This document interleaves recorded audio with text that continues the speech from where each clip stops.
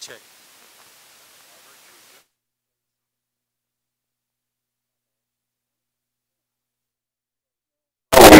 It's me. Check. Good. Check. 1, 2. Check.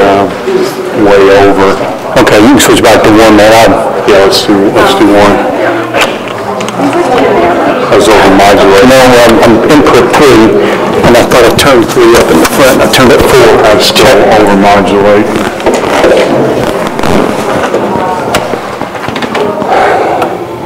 Check. 1, 2. Check. Yeah. And you can manually adjust this now, man. Check. Another one. Check. 1, 2. Check. Check. Check. 1. Check. All right. Well, no, I think it's from the mixer. It's the mixer mic. You got it way. I had it cranked. Check. 1, 2. That one's dirty too, by the way. 3 is. Yeah. Well, okay.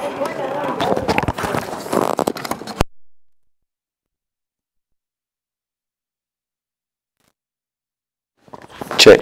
1, 2. Check. Signal. What about now? Check. 1, 2.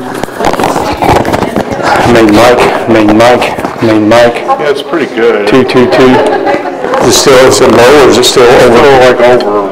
Hang on a second, man. Let me see what we're feeding. It is mic level. It shouldn't be that We're hot. feeding on.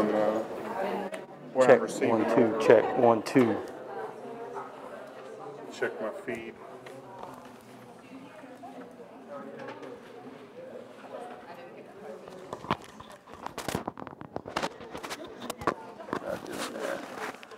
Yeah, talk to me.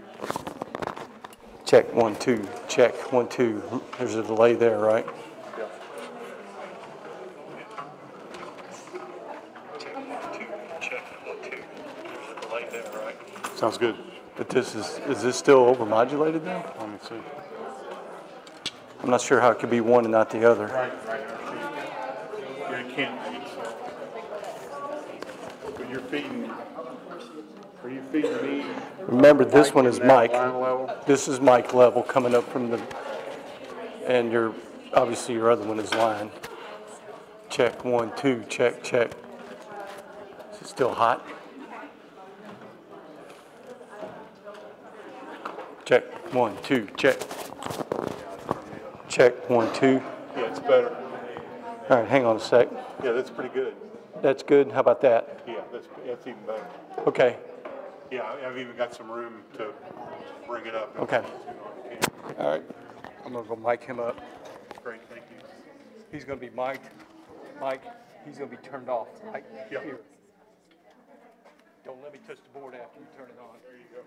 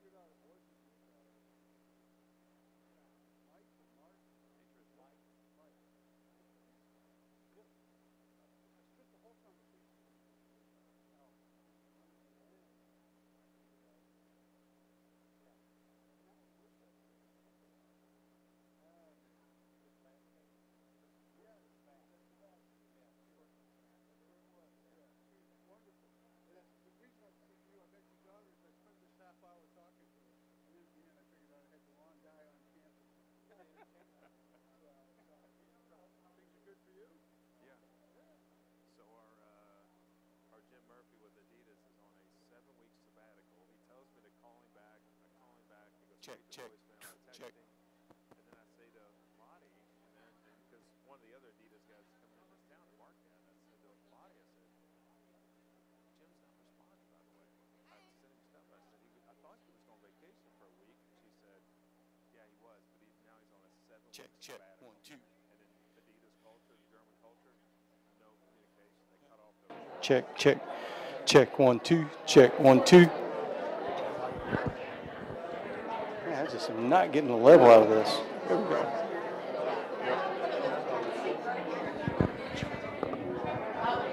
Check, check.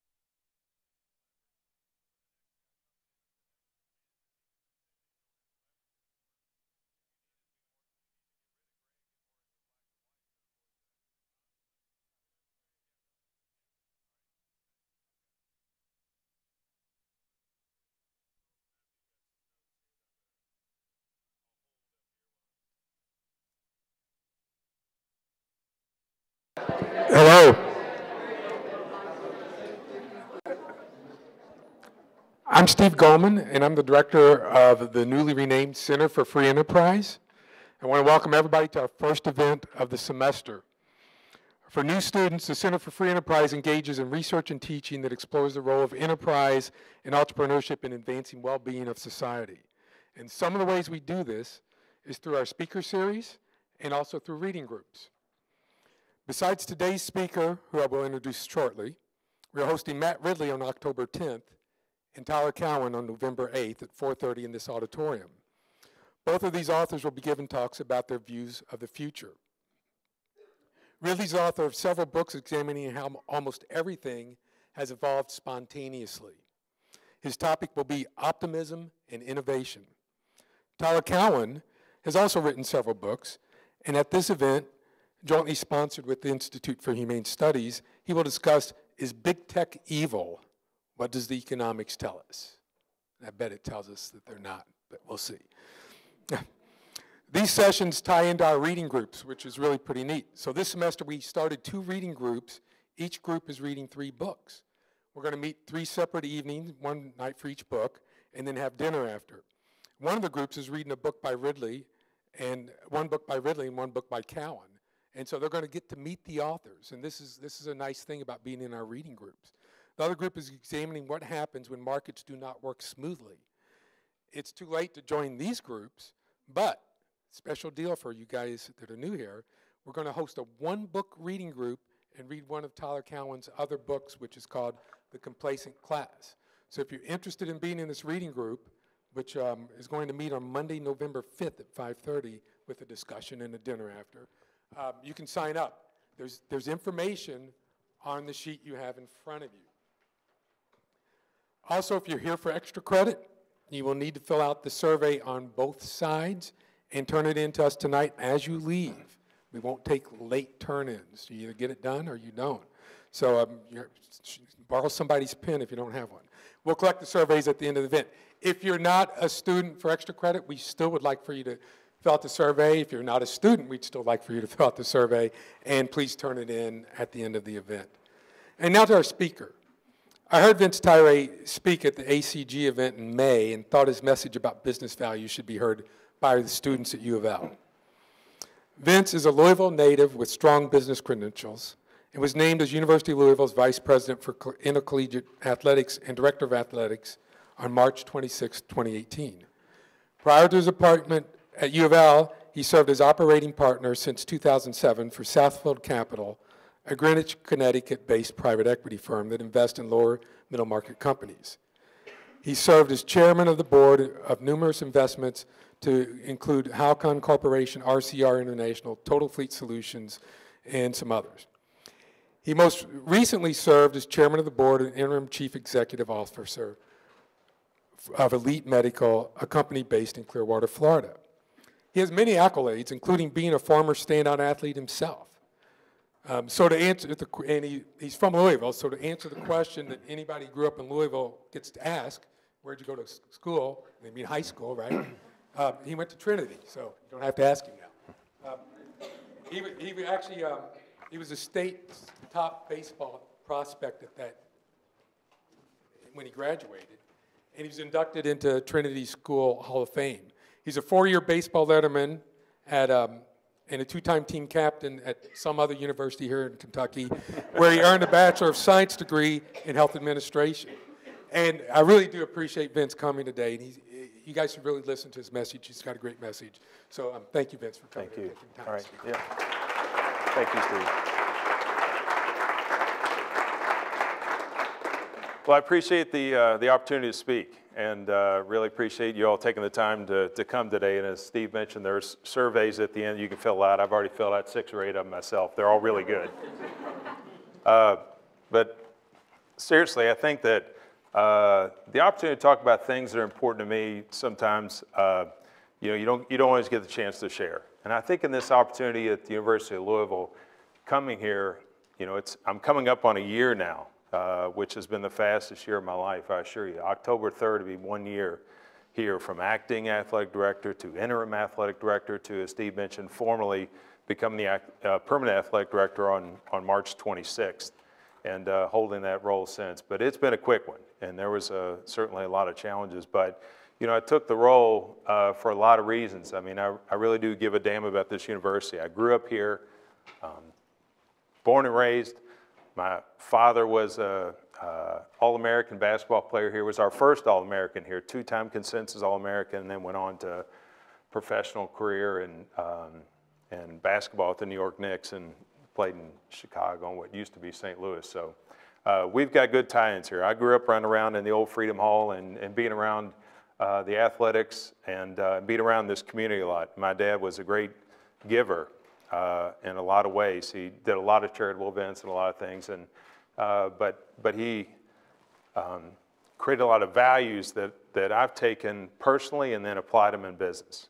And some of those we'll talk about today, but you know, I've got my notes up here because fortunately Steve gave me enough time to talk quite a bit today. But I mean, I think that the first thing is when I took on this opportunity at the university, I came into this with the idea that I wanted to be a leader on campus and not just in athletics. You know, I'd had opportunity to spend time in the foundation and then moved over to the athletics board or moved over to the athletics position when things weren't going so well. I'll leave it at that. There were certainly some challenging circumstances going on at that time, going back to last September. But as Steve mentioned, I'm a former college baseball player. I was a pitcher, and one thing you learn about being a pitcher, you stay focused on the batter. So for me, how it translates from business to athletics and in this role is, in my life as a leader, I've always been focused on the batter. I don't worry about what's going on and how we got into that position. I never came out of the bullpen and said, how the hell they get on second and third, right? You just deal with who's at the plate. And I think I came in here saying, I didn't really care what was going on with Tom and Rick and all the other issues. I knew there'd be things to deal with, but it wasn't going to impact the decision we were going to make today other than maybe some lessons we learned from what went on and what was going on in athletics and improve it from there.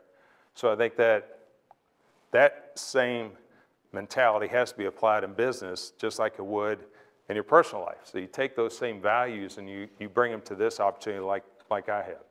So with that being said, you know, the one thing that I did learn in my life along the way is, you know, we all have our quirks, right, our idiosyncrasies, and I have a ridiculous love for problems. So from solving problems and having solutions, whether it was in student councils in grade school and high school, whether it's being a team captain along the way, certainly in high school as well, and then to college. If you don't want to solve problems, you don't want to get in those roles. But it parlayed when I got into those amongst my friends. I was the guy who decided where we went on Friday or how we were going to buy beer underage. But as you get into business, you get creative in those same ways, and you solve problems. But I think as I got in this role, we had enough problems around to solve, right? I think we all know that.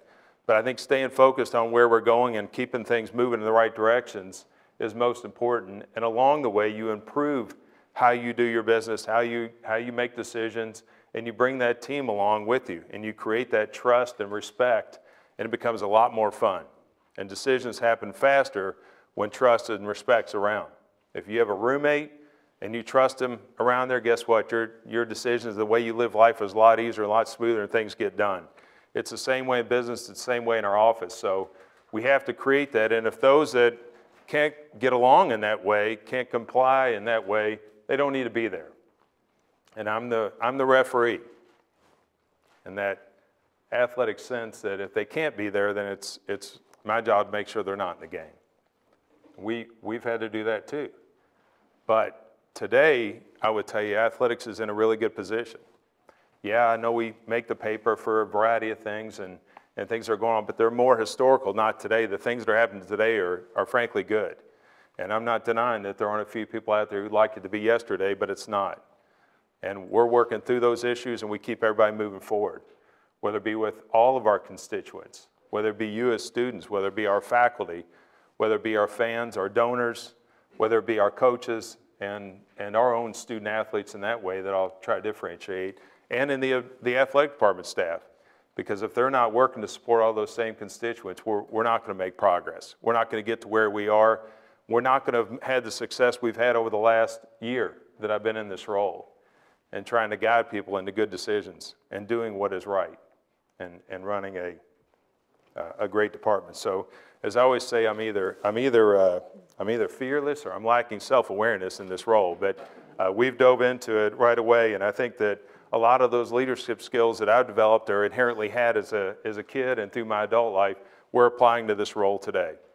And what I'm trying to do is teach those same leadership values and core values in our department, creating professional development. So for those 20s and 30-somethings that seem to be prevalent amongst athletic departments across the country and is in our athletic department today, if you don't teach them how to make good decisions and put the processes in place for them to make good decisions, things happen like what happened here. So we needed change, and we've made change. And those values will stick. So long after I'm gone out of this role and the next AD comes along and others come along, wherever they foster their career, they'll remember what they learned here. And that's the thing that I've tried to impress upon our staff is that we're going to have professional development. I'm going to help you be a better leader. I'm going to help you be a better manager. So when those decisions come along, you don't get an upset stomach when it's time to talk about a problem or deal with it. You deal with it head on and you make the right decision. You don't have angst about it. It's not uncomfortable to make the right decision. It seems like it's weird to just say, just do the right thing. Sometimes it's easier to do the wrong thing, go a different direction. I know that sounds counterintuitive, but that is in life. If you haven't learned that, you will. Sometimes to make the right decision, whether you're with your peers in a different group, in a social setting, whatever, you got to have the guts to stand up and make the right decision. So as Steve alluded to, and I don't want to bore you with my track record of how the hell I even got here, but I've been fortunate to have great opportunities. You know, I was running a small business myself in my mid-20s. It was going extremely well. Fruit of the Loom was one of our big suppliers at that time, and we grew, and they were curious as to how this company was outgrowing everybody else. And so they invited me to get on one of their customer advisory councils, and that led to, they had bigger problems down in Bowling Green, Kentucky, and they invited me to come down and try to solve those. They didn't know how old I was, because you make good decisions, it doesn't discriminate on age, right? Make good decisions at 10 or 50 or 80, but at that time, they didn't know how old I was, so I got to a board meeting, and the public company proxy came out, and they realized I was 31, after they had named me president. True story. So as a board member was inquiring as to, is this right? Is this a misprint? So I think the thing was that what happened in my business, we just made a lot of good decisions. We were quick. We treated people well. We treated them with respect. And my idea about how to treat customers was we're going to treat them so well they're going to feel guilty for not calling us for the order. And that's how I feel here. The same with all our constituents. And it's going to be one of the core values I'll talk about later that we're developing inside our department. Is you got to treat people so well they feel guilty for not wanting to be with you, not calling you to go bowling, not calling you to go to a ball game, not calling you to do anything, not calling you because they don't trust you, right? So all those simple things you take for granted in life, they really do apply to running anything, running any business, but particularly running your life and how you develop your friendships. But the one thing that I realized in coming over in this role from my business life and running public companies, multi-billion-dollar companies, chairman of the board, I deal with CEOs, and I dealt with some characters. There's plenty of ego in the C level of companies, right? And it's my job to get them back in line and how to teach them the same values, how to treat people well. And I'm not too proud to tell you my track record's good. Our investments, my investments over time, the companies I ran, have all been good. And it's good to be able to go out there because you develop credibility in that at that same time. That's how being at that age, at Fruit of the Loom, at that young age and taking it on, came to these other opportunities. You guys probably don't know Mitt Romney, the older ones in the room will, but that's who founded Bain Capital, and that's where I went to be CEO of a company for Bain Capital after turning around Fruit of the Loom and selling it to Warren Buffett. Go from there, 34 years old, right? Go from there, the next opportunity, things came along. I never had to interview for a job, including this one. You'll earn your opportunities. They don't come to you, you earn them. But what you do or didn't do, you're going to earn where you are in life. But I think that these opportunities came along to be a CEO of a public company, get involved in a variety of things, grow it, go on to get in private equity where we invest in a lot of companies, provided me a lot of experience on how to deal with all these different businesses. I love the mental stimulation of trying to figure out what's a good company for us to invest in and run. The stimulation of figuring out how you're going to test yourself to be right. And one of the things is when you're in there, there's generally somebody else looking to buy the company. How do you win all ties in that situation? By being a good person, by being able to relate to them, and how are you going to add value to them, right? So if you're going to add value to help them, they're going to choose you. And that's how, when we really wanted a company and we're trying to value them, we didn't always have the highest price. But we always came out with a great outcome because they trusted we were going to bring value to their company, bring value to them, and treat them well, grow them, give them professional development, and then eventually in private equity, as you probably know, you sell the company, you give returns to your investors. But having gone through those experiences, I learned a lot from being around a lot of smart people, because that in business, it's not like I came up with those on my own.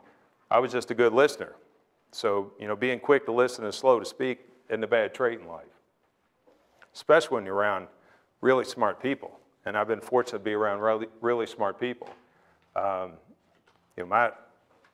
I think about where I was and mentors in life, how to get to some of these roles and then move on through running big companies and then later become chairman of the board, as Steve mentioned, these companies were not all the same. Chairman of the board of Halcon, which is and the rail deals with the Class 1 railroads. Crew transportation, how do you get the railroad crew from one yard to another all around North America, based in Toronto. RCR International deals with window insulation products. They're based up in Montreal. How to grow that to sell to the Home Depot and Lowe's up there, to fleet management company in Toledo, to just all these, dealer financial services that originate automotive loans for military personnel. Well, I'm telling you, and I won't wear you out with the rest of them, where I've been in as chairman of the board and we've done good things. What I'm going to tell you is leadership prevails across all of those. And if you have the same core values, the same leadership approach, you can go across these different industries. So when I took this job, I had a lot of donors and a lot of fans and people in the community say, what the hell does he know about athletics? He has no pedigree. He's never done anything. They don't know my background, all that. That was the part where inside I was laughing. I wasn't going out telling people, say they're all idiots. I got to prove that, right? My point is that coming into this, a lot of the dynamics are the same. We have finance, business office. We have HR. We have marketing. We have sales. All those fundamentals in athletics are the same that's been in any business I've ever been around. The uniqueness to this, what I did know and had to learn, was NCAA guidelines. Maybe you heard of them. They're pretty important, by the way. Dealing with the academic side of campus. Dealing that your revenue comes from fans and donors buying tickets. Normally you're selling to a bigger customer, what have you. This is unique. We've got over 8,500 donors in the athletic department and tens of thousands of fans, season ticket holders, right? I mean, now you're dealing with something where you're going out trying to develop a revenue base to sustain what we have in athletics and make everybody feel comfortable with that. Now, I know you're going to say, boy, who's worried about that? It's the fans and the donors. When I got here, it wasn't. It was the student athletes playing lacrosse and field hockey and cross country and all those sports that we're small sports. If we can't get the money out of the big ones, are we going to be around? Are we going to have the funding? I got coaches worried about, is my staff going to have to shrink? All those things. And that's what we've worked our ass off to sustain. That we took away the worries. It isn't worth the time and energy. You all focus on winning. You all focus on making great grades. I'll take care of the rest. 99.9% about what you worry about in life never comes to fruition. So if you're worried about being late here at 4:30, you're worried about getting a C versus a B, you're worried about meeting somebody, you're worried about a friend, how they feel about you, you're worried about how you look when you go out, it all goes away. Feeling passes, right? You get to the meeting late, nothing really happens. Sorry, professors. Get to class a little late. In the end, you get past it, right? You work through it. It's a waste of energy. So I don't worry a lot. I just deal with what I can control. Stay focused on the batter. So my direction and vision right now today for athletics is really started with the student athletes. And I say that because I feel like if we're taking care of them and getting things going the right direction, the rest is going to fall in place. I think that's where I wanted to make sure that they're well aware, as I mentioned, that we're going to do everything we can to maintain their budgets. Everybody hears plenty about funding and budgets across this campus for sure. That was the thing we're going after. And I made sure when I looked through it, how does it all fit inside of our department, knowing that expenses aren't going up, they're going down, they're generally always going up. It doesn't matter whether it's utilities or our coaches' salaries or whatever it is, there's a lot of pressure to maintain. Tuition's going up, we pay tuition for all the kids, all those things are going up. How we were able to put a budget together and right-size our department. Frankly, we had a little fat, so we right-sized it. I went for 6-8 months without 4 of my 9 direct reports.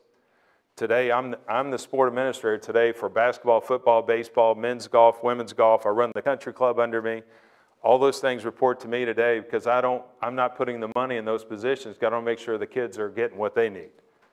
So it takes a little bit of effort, takes a little bit of extra time out of my life, but it's well worth it. And I think that as I've done that and try to go forward and get more efficient with my time, guess what's happened with the rest of the department? Everybody's cranking. When I have the administrative assistants come up and say, I can't believe how much fun it is to come to work again, that's what it's rewarding for me. I don't need something to happen at a board meeting for somebody to tell me that things are going good, or somebody look at our financial statement and tell me things are going good. You just get a feel for it. I gave the analogy to Steve earlier for the older ones in the room. When I grew up and we listened to radios, yes, radios with speakers, they had dials 0 through 10 and had a little dial and had a white dash, so you knew if you're at 1, 2, 3, 4, right? You turn it up. This is one of those things that has a dial, it just doesn't have the white dash. You got to, where does it sound right?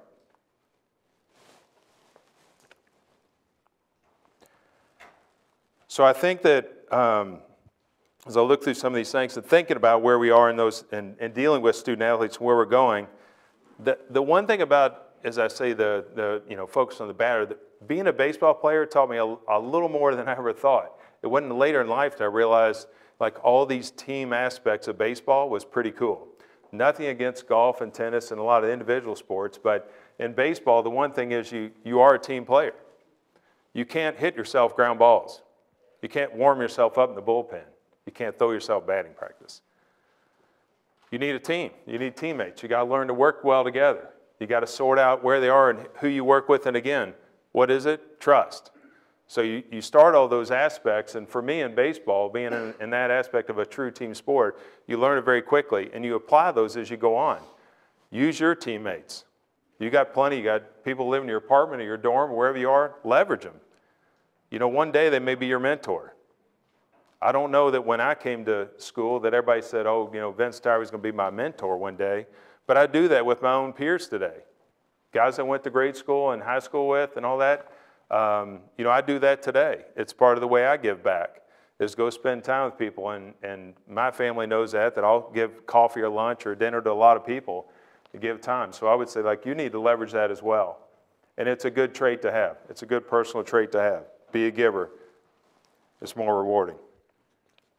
So I think that as we get into talking about how you apply these things that I've learned in my business, going to this, what I've learned on and off the field. I could wear you out with baseball analogies and sports analogies and so forth, which I've given you some, but I won't. But I still apply it to what we're doing here. And things have not changed in the athletics in terms of our ability and our interest in winning championships. And that's the thing, is making sure that these teams that we have, that they're representing us well. I go into all the teams, is when I took this role, and I went to every one of them, one by one, all the coaches and the staffs in there. And I talked about we surely want to compete for championships. That's what Louisville sports is all about, for sure. But when I grew up and went to St. Margaret Mary, a little grade school here in Louisville, back then we had real report cards. We didn't get them online or emailed to us. But we had report cards. And being from a family where both of my parents grew up in union families, their parents didn't go to college, or didn't have an understanding of why college and a degree was important to them. And I should have said earlier, I'm the fourth of 5 kids in my family. I'm the first to graduate. So I think that when I think about, I was going to take it in a different direction, but I guess just thinking about where we are and things we're doing with the championships and with the kids, that report card had effort and conduct down at the bottom, right? I don't know how many, I don't even know if they do that anymore. They probably don't. It used to be USO, unsatisfactory, satisfactory, or outstanding. So my parents, since they weren't really academics, they just want to see an O because they didn't know whether I was smart or not, right? They just figured I'm another kid being raised amongst the five. So if they saw an O, their feeling was, to them, it said whatever grade I got was what I'm capable of. You gave outstanding effort, then if you got an A or a B, that's what you were capable of, and that's how they graded us growing up. Well, I'm the same way when I go in and talk to our student athletes and talk to our coaches and our staffs and to my staff. As childish as that may sound, I go in every time and I talk about effort and conduct. And if we're getting O's, we're kicking ass. I assure you, because that means we're going to win more games than we probably, our abilities will allow, because we're giving that effort and conduct on and off the field, in and out of the office. So if you went and talked to any of our staff, hopefully they'd be able to tell you that same thing. What does Vince harp on? Effort and conduct. I go back, we get freshmen in, I go to orientation, we have a new couple hundred kids show up. What's the first thing I start on? Effort and conduct. We start that culture here. Those values in our department with our people and with our students start here. You have to start a tradition here. It's not going to pop up on its own. It's the same way I feel about the students attending games and being able to get them there and be involved. When you guys go to basketball games, I've said it before, you go to these other schools and you see them up there cheering like crazy together and they're all in sync, and then our older fans sit there and say, why didn't our student section do that? It ain't going to happen on its own. We got to figure out as an athletic department how to get you into that position. Start this tradition so it goes on. Create those values of what we go and how we do, how we have a good time with the rest of the kids. Take you over to the volleyball center later this year, which you'll learn for basketball games. Teach you how to act like fools. Give you cheers, what your script is, what you do when they introduce the other team, what you do at this timeout, all those kind of things. In the middle of it, don't have to wait for a timeout. One cheer, I just want to be in the middle of the game. Whatever it is. Every game at the 14-minute mark, we're going to yell something stupid. UK sucks, whatever it is. That's the kind of goofy traditions that you guys will have fun with, we want to have in our arena.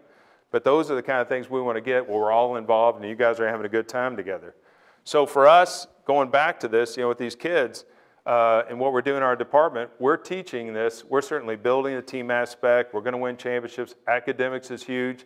As most of you probably know, that we push hard on that. We're fortunate to have the Thornton Academic Center for Excellence. And we had 472 out of our student athletes, and you take in our spirit squads that had a 3.25 or higher.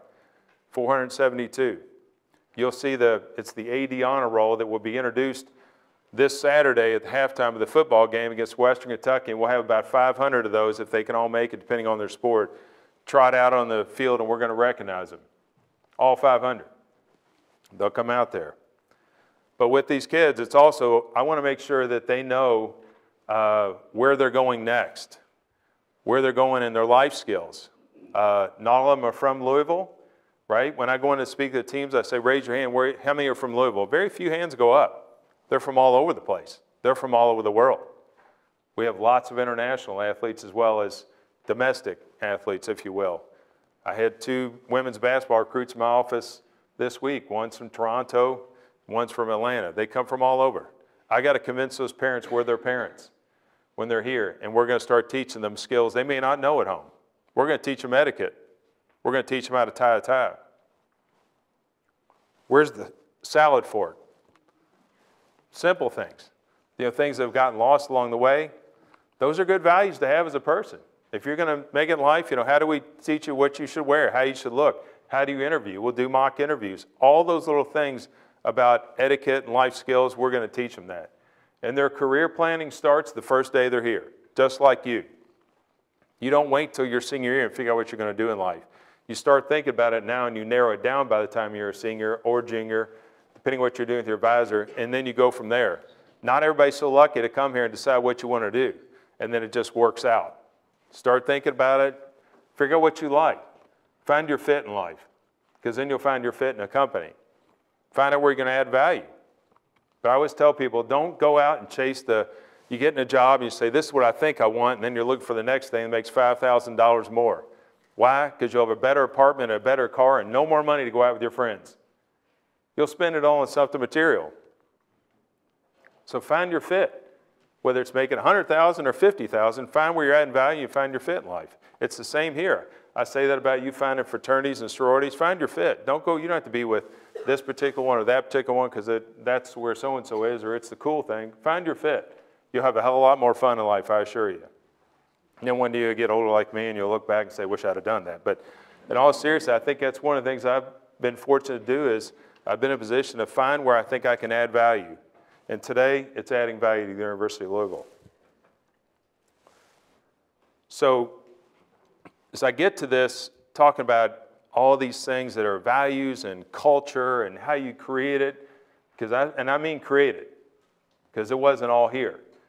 And I mean that not just in athletics, but even on the campus. And I'm happy to be partnered with Neely as we think about how to get this culture going in the right role. And as my son Cooper says, morale is up.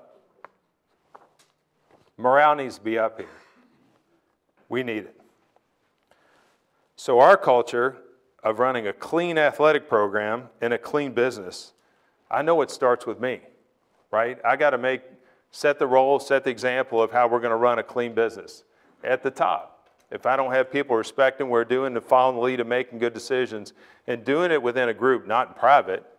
So we have regular meetings, we share, we do group decisions, and I always say discuss, decide, support. As we all get to discuss the issue, there's a decision that's made that's generally not unanimous, but there's going to be unanimous support. You can't have naysayers. And even as we're making very tough decisions in the university, it's easy to be a naysayer. When you say, oh, we got to do this cut, or we got to do that, or whatever's happening, that I get to sit in on some of the leadership meetings, you can discuss it 100%. But when you make that decision, if it's 80-20, 100% has to support it. You have to. You're not always going to be in the 80% in life, but you got to get behind it no matter what it is, particularly as we're going through very challenging times in athletics, but and across campus. But I think as you do that, things evolve, and guess what? More good people are going to find their fit and add value at the University of Louisville because it comes back to the people. Because when I talk about it with our coaches, who we recruit and who we hire are going to form our culture. Neely says it in a different way, what you tolerate will form your culture. But I think about it, I always thought about who we recruit and who we hire. You bring in good kids, you bring in good people, they come in, you're going to have a good culture. And when you're doing that, as I said in my press conference, when I took this opportunity, I think the grass is going to kill the weeds. I'm an optimist by trade, so that's why I feel like we have enough grass here to kill the weeds. And some of those weeds, whether they be problems, whether they be people, they're going away. And I'm certain of it. I can feel it. I got the dial turned where it sounds right.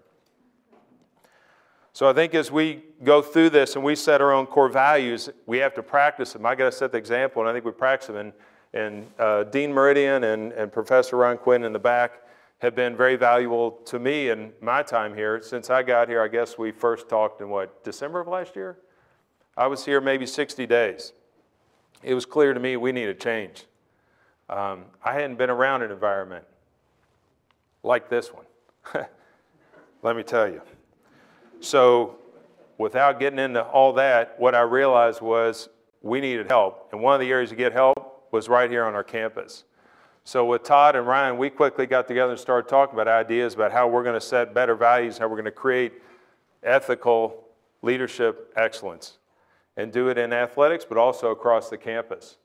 And that was the thing, is we sat together for numerous meetings and inside of our group, some of the marketing people and so forth, we started working towards a program that I'm going to talk a lot about. But what really came out of that is we didn't have core values in the athletics department, and we really didn't have really what our goals, what we really wanted to be. I think we know we want to win championships and all those things, but what is the real outcome that we wanted to have out of having good core values? What are the things we wanted? And we tried to agree on what those might be. Certainly winning NCAA championships is good. Not having any level 1 or level 2 violations, and the NCAA is another one. You know, I like to talk about making sure that we were fiscally sound, that we were self-sustaining and what we could do, and that means assisting more on the academic side of the house, we will, and we have. We cut the student fee in half. in the last year, and we offered another $2.2 million out of the athletic budget back to the university to help in its general funds to deal with some of the situations. And while that's going on, our people are doing more, because it is one university in the end. And I think we've made that clear in the athletic department. Everybody's bought in on that. You can ask anybody in our department, they're crystal clear that there's no moat between athletics and academics today. It's been filled in. But with the help of Professor Quinn and ongoing help, not just a one-time, I took our top 20 leaders in athletics and we said, let's do an offsite one day. Let's talk about what we really want to accomplish. Let's talk about our values and what we want to create here in creating a great environment. But I sent them off with Ryan without me going. So they went off and spent the afternoon, or I guess full day, Ryan, right? A full day, the 20 of them going through, and we really processed what we are and what we want to be. See, they had already had a lot of experience getting in there, and I didn't want to pollute them. I'd done this with other companies. I could see what was missing. I just didn't want to pollute the discussion. Now, ironically, in the end, is Ryan asked them to kind of give up some of the things they wanted to see that we would accomplish in the 5 years, and what I had sent Ryan myself, independent of that, thank God they aligned in the end, didn't they? So you never know. But what that told me is we had the right people. And we had been through some changes. Our department had a facelift. But what it told me is we got the right team, as well as validating for me not to be there and pollute them. They came out with that same discussion and led them to the same area. And out of that evolved some values that we're shaping now. And as we go talk to all of our constituents and I speak, we're talking about what those values are, and they're getting shaped.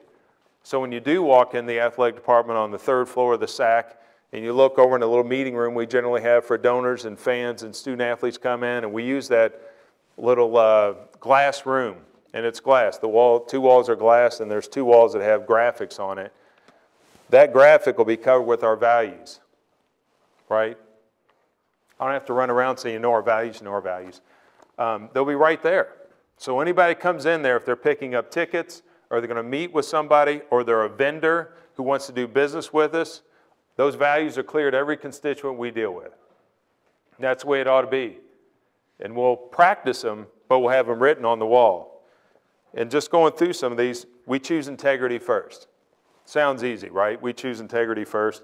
But I think what it means is, certainly in winning, we want to win, but we're not going to compromise our integrity. Athletically, we're not going to cheat, right? Fiscally, we're not going to take shortcuts. Recruiting, whatever it may be, we're not going to cheat. We're going to choose integrity first. We'll serve our student athletes. We're going to be servant leaders. We're here for them. They represent what we are so fortunate to get to do here. We're stewards of the athletic department. We're stewards of the university. We'll be servant leaders. This means that we'll be accountable for helping our students become champions in competition and in life. So these are the kind of the definitions of these values that we are imposing upon everyone in our athletic department. We win together. That means if I trust and respect others, appreciate their contributions, and contribute to them, my team, the athletic department, and the university will be more successful. So when thinking about that, we win together. Each of these areas I'll talk about, we need to consider our constituents. As we make decisions, we consider our constituents, students, fans, faculty, athletic staff, donors, former student athletes. Think about how all our decisions impact those people when you're making decisions. You'll get to better answers. We all work in customer service. This means that even the small decisions I make affect how excited fans and donors are about the experience we provide. We need to service the heck out of all of our constituents. They should feel guilty for not attending games and supporting us. So that's why I've always had that in my view from my very first distribution business when I was 25 years old. As I kept that, I still use that. I want people to feel guilty for not choosing us, whatever it may be. And that's kind of your scorecard. Are you doing enough to win all ties? Are you doing enough to make them feel guilty for not showing up? Now, ironically, we had an incident this past weekend I thought was funny. I get harassed all the time about longer tailgating hours, right? Everybody wants the parking lot open for 7 hours before the game's not 5. So I said, we'll do a test. Now, as it turned out, Mother Nature kicked us in the butt with some rain, but we opened the tailgating lot for 7 hours. 1 hour in, had a picture from the terrace of the parking lot, of all the green lot, for those who saw it. 1 hour in, I benchmarked it, put it out on Twitter, knowing that people were just going to drive all kinds of conversation. They were going to be pissed at me, they were going to whatever. But what I read in there is, one of them wrote, and there was a bunch of likes on it, said, does anybody feel guilty like they let their parents down? You know, and that's what we want, right? That was the emotion that I was trying to get, is to send out there, not to harass them or next time and all that, because I knew where we were going with it. I already knew the answer was, we'll do it for big games, because that's when they want to come really be out there. They really don't want to be there every game at 7 hours. Now, there's some crazies out there, but not the broad mass of people. But I'm not going to put our people, because remember, I got constituents. I got people who have to work those parking lots to stand out there for another 2 hours in the heat. Is it a good decision for them to be there for those 8 cars? Probably not. We always seek to improve. This means I constantly work and encourage learning through feedback, education, innovation. We grow and be resilient as an individual, an athletic department, and a university. You recognize we have university in each of these? This isn't about athletics. We share the organizational playbook. You all can probably guess what this one is. The almighty transparency. Anybody heard that word around here? This means that I'm transparent as ethically appropriate with fiscal information and organizational decisions, because it enables faster solutions, builds trust, and motivates me to be responsible. So we talk about these things. Be transparent. What are we doing? We talk about the budget today in athletics in our department. Why we're spending money the way we do, why we put money over here, why we put it in this sport versus another, what we intend to do with the department, our decisions. I'm clear with not only inside the department, I'm clear with our coaches. I share with them. They may not all like it. I get that. Discuss, decide, support. Same guidelines for them. Same for our board of trustees. Same for the athletic board. Transparent, we'll go through it, discuss, decide, support. And then lastly, the one we have in here is we are fans too. This means I have fun watching Cardinal sports, which we do. And I make it fun to go to work in the athletic department because I'm proud to be here. So we have to wear that badge as an athletic department. We want it to be fun. We want them to be proud to be there. We want them to wear their swag when they're out in the community as much as on campus, that they're proud of what's happening here. What some people say now maybe 11 months ago when shit hit the fan, that they weren't so proud to wear that out when they went out to dinner and so forth. They'd go home, take it off, put something else on. We don't feel that way today, I assure you. Our department today, and how do I know it? Because I see what they're wearing to work. When I got here, I saw navy, I see brown, I see tan. I didn't see the women wearing any of the athletic department gear and the Adidas gear. Come over to our department and check it out these days. There's a lot of red going around.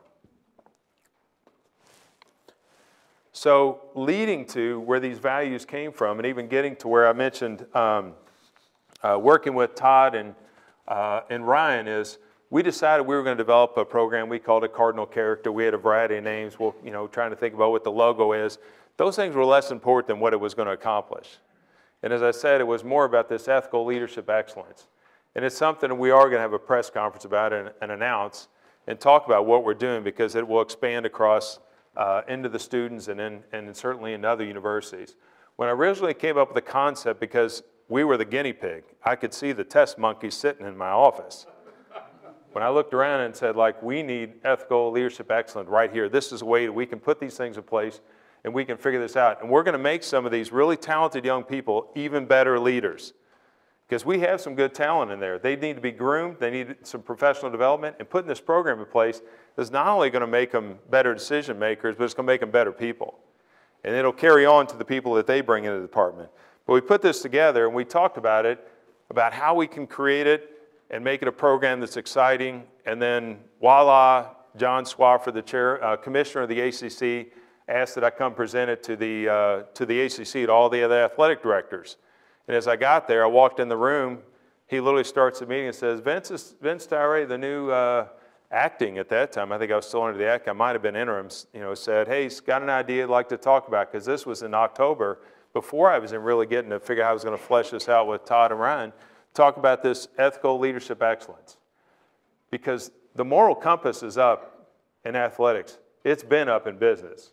Sarbanes-Oxley and all the things that went on that I had to work through years ago, back in the turn of 2000, Y2K, when we thought all the lights and computers were going out, all passed. But the moral compass in athletics is up more than ever. If you don't believe it, just read the paper. Not the sports page, just read the paper. You can read it in the Wall Street Journal. You want to read about Michigan State, you want to read about some of the schools, the FBI and all that's going on. Maryland, all the places are under fire today, Ohio State with Urban Meyer. You can pass your own decisions and judgment how you feel about those things, but I assure you the moral compass is up. And it should have been a long time ago, because I've always felt in business, one of the things we've brought over in the athletics is making sure people are aware that the moral compass is up. One of the ways we'll solve it here selfishly is working with our constituents in the School of Business to solve for it. And we've put a program into place, and we're launching that program where we've worked with this, and Ryan will continue on, and Todd has been a great steward of this, is how we go about teaching all these values, teaching how you make good decisions, how you challenge your decision making, how you think of others, how you think about what you want to do to accomplish a winning outcome, winning on and off the field. And I think we're off to a terrific start, which we'll get to that. And as I said, I jokingly said to Todd, what do you need to get started? Because I did talk to Adidas, right? You know, they got stained too. You know, the FBI said we were victims. Maybe we were, maybe we weren't. Maybe Adidas was, maybe they weren't. We had some bad characters out there, but I don't want those characters around our university, our athletic department. But I think that's what we talked about, is how do we get started, what are the tools you need? And we went back, I called Mark King at Adidas and said, we're in this together. If you're really a partner, you're going to help me in this partnership. We're going to help the School of Business. I got an idea around a program that we're going to put together for ethical business leadership. And asked him, I said, of our $160 million 10-year deal that we signed in athletics with Adidas, we said we'll take $1 million out of that, $100,000 a year, and we'll give it to the School of Business to keep this program going once we get it started, and then called Adidas and asked them to match that and give us another $1 million over 10 years, so another $100,000. Money's tight around here if you didn't notice. So that way we could have a couple $1 million committed towards the program. And then as Todd and them know, I gave the first $100,000 out of my pocket to get it started so we could get it started.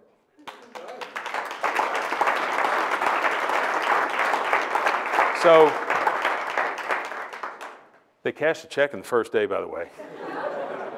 But it was to get this program started and get it going, because we needed funding to get it going. We need something to kickstart it, and Neely picked in right from there, and off we go. So we have the program off and running. It's something you hear more about soon, and there'll be more to talk about it. So the last thing I want to say before I open up some Q&A is I hope you're comfortable with where we're going in athletics. I'm only giving you sound bites of it, but we're here to help all of you. I promise you that. And we're working well together. We're here to create leadership across the campus, not just myself, but all the people that I get the opportunity to work with. And we're going to continue to leverage all the great minds that we have both ways, from academics to athletics to academics, in the foundation, what have you, because we have to be in sync together to be successful here. That foundation has to support the strategy and initiatives in the university and with athletics to some degree and all the way around. That'll improve attendance in games. That'll improve the morale on campus and in the classrooms, I assure you. So it's a little bit of my story. It's a little bit of what's going on in athletics and how we've approached things. But I can only ask that you be supportive of what we're doing. We've discussed and decided there's a lot of support that's needed. I ask you for your support as well for what's going on in athletics and in the university. So I think we're going to have a little bit of Q&A if you'd like. Yes, Mike, Q&A. If you have a question, go up to the microphone, please, and you can ask there. Thanks a lot, and I want to applaud you again for reaching out and connecting with the business school and putting money into academics. I want to ask a quick question. I want to make two very quick statements. One is, when I talk to faculty on campus, they have a lot of firm and negative opinions about the funding that goes to athletics compared to academics. They never mention that the athletics program raises their own money when they make those complaints, okay? The second statement is, if you haven't seen it, maybe you have, New York Times, I think in fall 2016, did maybe New York Times Magazine on Sunday, did a 6-page write-up about Alabama and how the campus, the athletic side, academic side, has used the success of the athletics to kind of enhance what they're doing with academics. Here's my question. What do you see as an impediment or a couple of impediments to the U of L, using the success of athletics to enhance the academic side, whether it be national branding, whether it be developing better business systems here at Belknap? What do you see as some impediments, and especially in light of what they do at Alabama? Thank you. Yeah, thank you. Well, you started to answer part of you answer your own question, because I do think that, so today, ironically, the advancement office that Brad Schaefer has now assumed control of on the university, guess where they were today? In athletics for training. So I'm proud of our Cardinal Athletic Fund that does fundraising and works with a lot of the big corporates out there and what we're doing with them. It's just the twist on the initiatives have now changed. So we're in the midst of trying to renew an agreement with UPS. Guess what we're talking about? What else you can do for students in the campus. So those things have changed. PNC Bank, Kentucky Farm Bureau, all the different ones that we're talking about we're gearing more funds towards the university as much as to athletics. So, but also on that census, we are literally helping interview, train fundraisers for the university, and Brad was over with his team, and I got a wonderful text that I would read to you today on how appreciative it is. We've also given them Adidas gear. Brad, we want you to look like us, act like us, where we're in there doing shared events. For the first time, guess what? We had alumni and athletic events down in Orlando for the Alabama game. We had 1,600 people show up for that event. We did it together. So more of that has to happen when it comes to the internet and the websites that we have across the campus and making those consistent. I've offered up our sports information director and marketing people to participate in how to develop those with John Dries and his team. So I think each of those things, we have some great expertise, so that we have some talent. We have to keep leveraging across campus.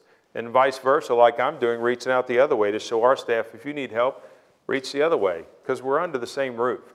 But I think part of it is not waning. It's us taking the initiative and saying, man, I hope advancement raises some money and get some endowments going again. I mean, you're just being a victim of circumstances then, so we're trying to take charge of it. Thank you for taking the job.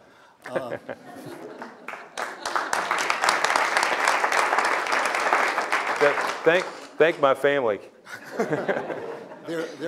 Currently there's a debate among NCAA coaches and players, and probably your peer group, about whether or not players should be compensated over and above scholarships. Yeah.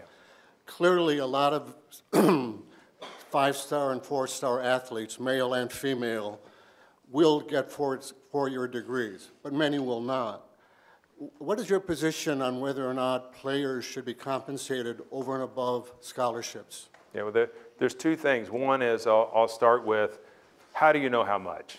My feeling is about them being compensated is when's enough for a 4 or 5-star player. That's why I'm a proponent of, if they want to go pro and they want to just do the one and done thing, I'd rather them just go on to the pro. I don't want them here. I'm not a big fan of the one and done, frankly. If they're going to come here, being a baseball player where you had to do 3 years is fine, and then they want to move on, they'd advance themselves, and they're likely to finish their degree. My concern is, how much is enough to make a kid who's going to sign a multi-million-dollar contract enough to give him? How much do you give him? The second thing that doesn't get talked about a lot is there is what's called the cost of attendance, and this may be a shocking piece of news for most, because every time I do talk about this, they've never heard of it. Our student athletes do get a cost of attendance stipend. So it doesn't get brought up, and when I listen to all the media and the sports writers talk about it, at the University of Louisville, it's $5,700 a year. They don't have the ability to go out, they put in a lot of time, they don't have a job and all those things like some other students do, but they actually do get a stipend. So is $5,700 enough to cover their expenses depending where they're coming from? There's a calculation that's used to determine each school's cost, it's called cost of attendance, that covers where they can get a bar of soap, an extra thing of food, a shirt, or whatever it may be, because they're not all coming from well-to-do backgrounds. But my concern when you start paying the pro athletes, I think, or paying future pro athletes, is when is enough going to be enough to be, say a kid says, well, I'll go there if I can get $100,000, and then he wants 200, or he wants more, because generally a lot of the kids don't have an idea of the scope of the dollar anyways. They blow through it. 70% of NFL athletes are broke after 2 years out of the NFL. We're doing all we can to give them financial education, but I'm not sure throwing money at the problem is going to solve the problem personally. I think if that's their ambition, to skip school and not to get a degree, to advance themselves in a different way, I'd rather them create a pathway to do their own thing. It's right or wrong. Last question. Hi, thank you for your talk today. You mentioned some of the scandals that are going, just broadly within college sports and the increased moral compass. Is it challenging to convince people that, we should be doing the right thing here whenever everyone else seems to be cheating? Yeah, I think, it's easy to look. It's always, for one coach to look at another coach and what they're doing, right? I mean, say like, gosh, that we know that school's cheating. We're knowing they're doing that. I hear that all the time from different advocates in the sports world. I don't really care. All I'm thinking about is what we're trying to get done here. And we've won championships in the past without it, and we'll win championships in the future without it. But I think that when I hear what's going on and I try to get our coaches to talk about it, I bring it back home. I just try to bring it back home. It's just like raising your kids to try to say, well, Joey's got this pair of shoes or Jimmy's got that or what have you. It just bring it right back to this is what we have available. And if you're not sending the message all the time about your core values and what you represent, then they don't need to be here, and I'll make it easy for them to leave. They can coach someplace else. If all they're worried about is winning championships and they're not thinking about the process and what they're here for, the student athletes, and 88% of our student athletes get a degree here. I want that to even be higher. And if we get off center on that, then no matter how good they are or what we pay them, I'd rather them leave. Okay, so U of L, we're really lucky to have you here, and you make Thanks, the ground Steve. to work here. So thank you. I appreciate that. I really appreciate your time. Yeah, thank you. Thanks for the gift. Nice talk. Yeah, thank you.